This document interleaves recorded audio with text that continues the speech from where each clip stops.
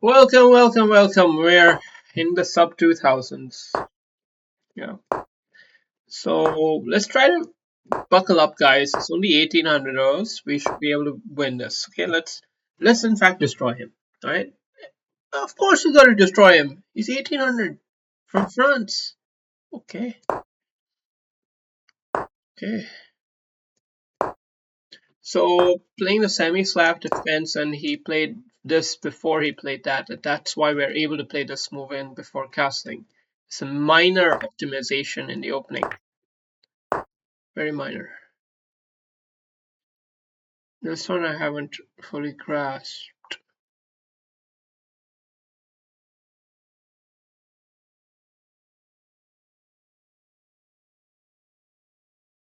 That sort of pawn structure is generally favorable for black, this modern rat type of setup, but there is a pawn in the mix here, so I'm just gonna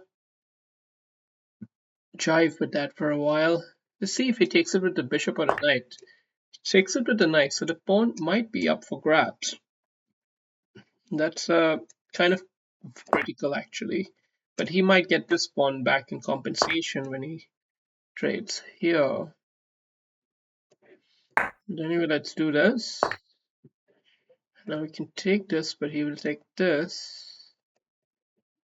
And then this. And then how do we take stock of the situation? Fairly, what can we say? Do we want that, or do we want to hold this pawn?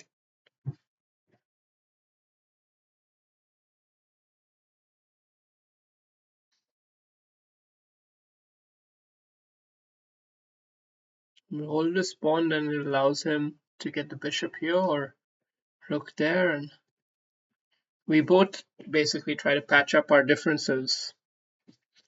I think I'm going to go for it. At least I get the bishop pair. That's something.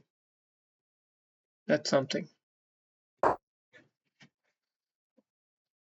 And I think there is some counterplay. Yeah, bishop here could be counterplay. So even though he wins this, it'll backfire hard. So he's going to have to play something else in the meantime, actually. And we'll castle because these places are coming under a little bit of pressure now. So we're castling because we're not afraid of this, although he does have an intermezzo check, which might give him enough time to do something about it, but it's quite hard. Yeah, but he should manage.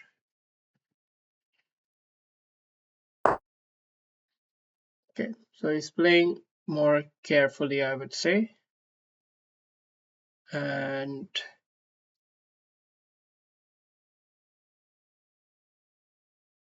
where do we want to hold this bishop? Do we want to deliver a check first?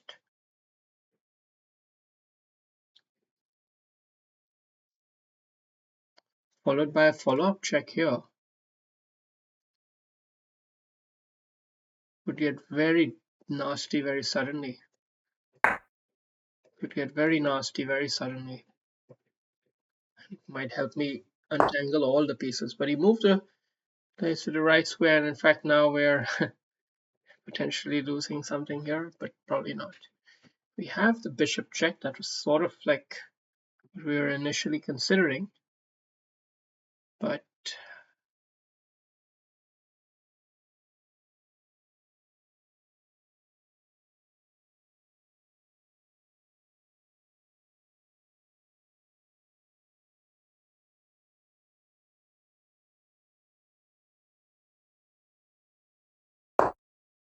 yeah, let's do it like this. It's getting hard for him to hold on to everything. A lot of pieces are at risk of slipping off. Yes, he has this, but let's see, is it too risky to bite?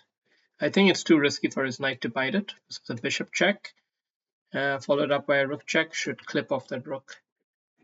And then the knight. If he takes it with the rook instead, then putting pressure on the knight immediately is also pretty hard for him to handle. He might get bishop here. No, no, or maybe. You can still take it, takes, and you win the rook. So no, doesn't work. So that pawn is saved by the tactics. It's a trap. It's a trap.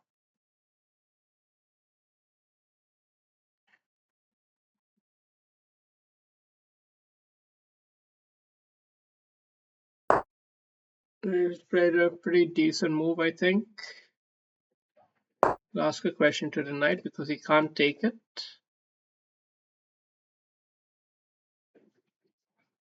Could even ask a follow-up here. We might go there. It's reasonable.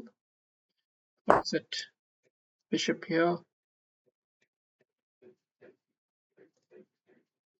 We don't want to give up the bishop here. Bishop here is pretty good for flanking the knight. So let's just keep it here and also attacking something. Not ripe to be taken though, because he can always defend, block, trap the bishop. So just keep it like this.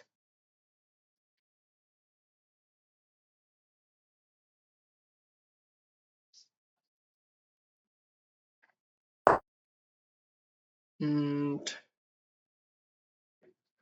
maybe now open up the pathway for the bishop checks.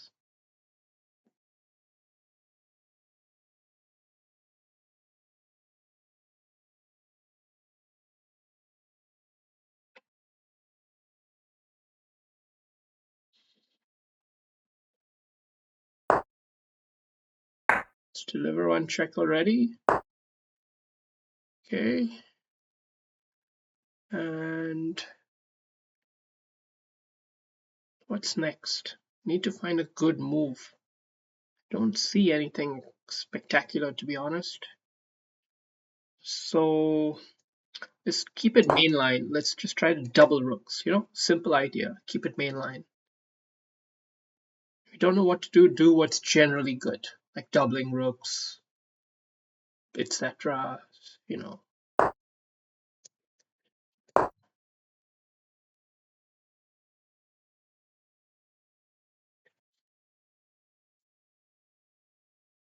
Now,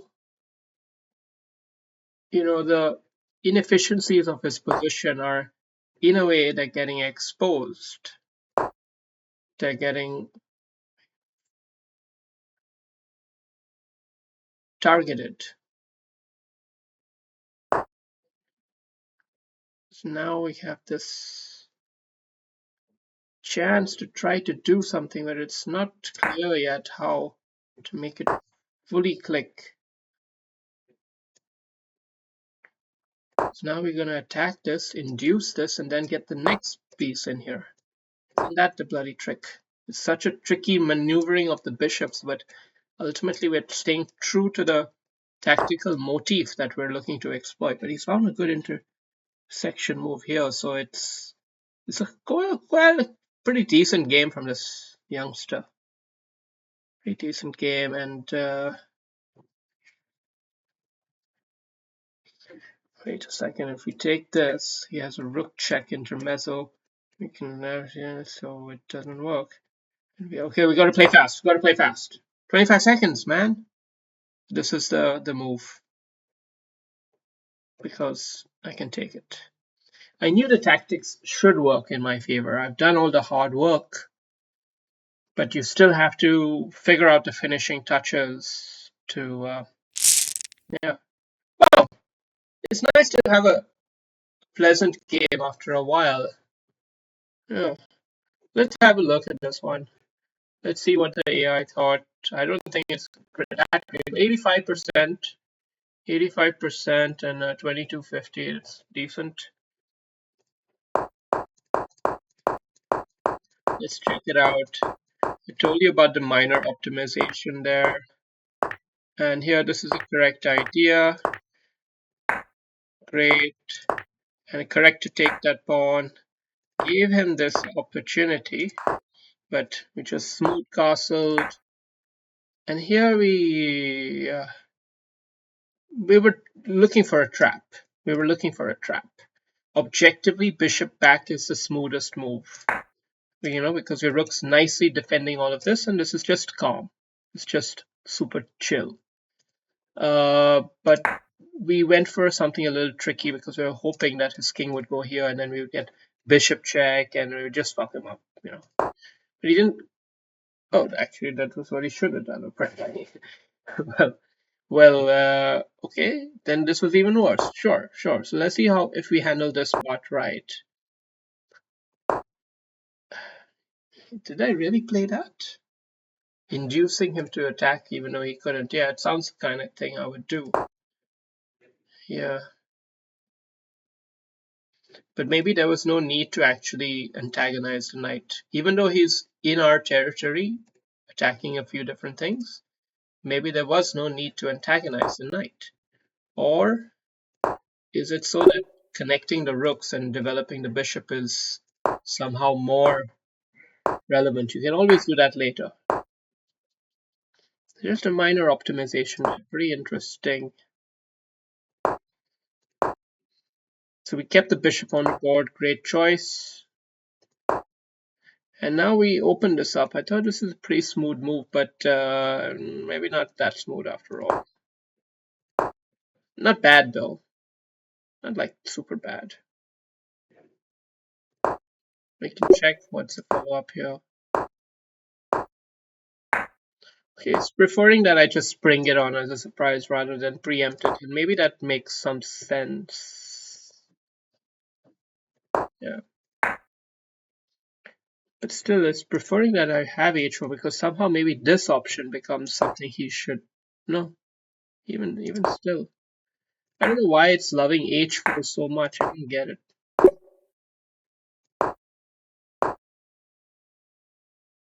Well, I guess it's liking this formation where the bishop flanks the knight like this, but kind of keeping control, kind of a setup rather than a Chekharooski trickster tactical setup. So I think I was trying to go more for a trickster tactical kind of a blow.